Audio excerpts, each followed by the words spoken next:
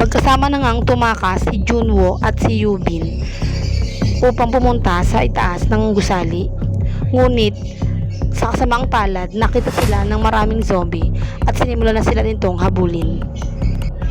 Pinilit naman ni Junwoo na sirain ang isang gate upang iharang sa mga papalapit na mga zombie.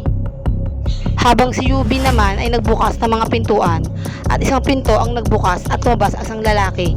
Hinilisan nito papasok sa loob at tinulungan rin nito si Junwoo na makatakas sa mga zombie sa pamamagitan ng paghagis ng isang usok mula rito.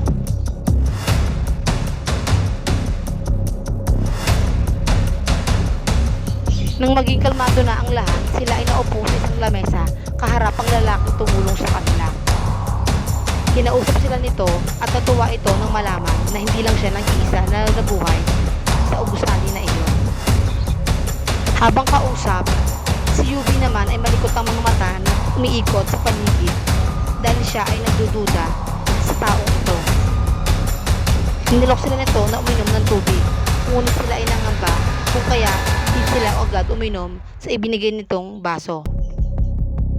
Upang pagkatiwalaan, ang lalaki muna ang unang uminom ng tubig. At nang makita ito ni Junwoo, siya naman ang uminom. At sinabi niyang ligtas ito kung kaya uminom na rin si Yubin.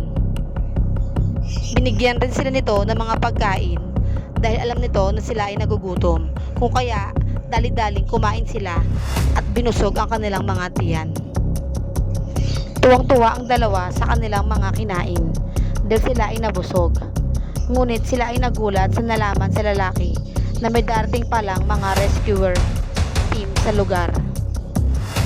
Sa sobrang tuwa, halos mapaiyak si Junwoo sa kasiyahan dahil nalalapit na ang kanilang kaligtasan. Nagyakap ang dalawa. Tumayo ang lalaki at nagsindi ng isang sigarilyo.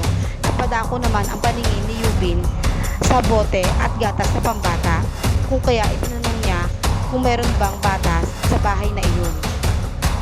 Subalit, sumagot naman ang lalaki na oo, nagkaroon ng bata rito kanina. 2 bata ang pumunta. Napatingin si Yubin sa paligid, ngunit wala siyang nakitang bata kung kaya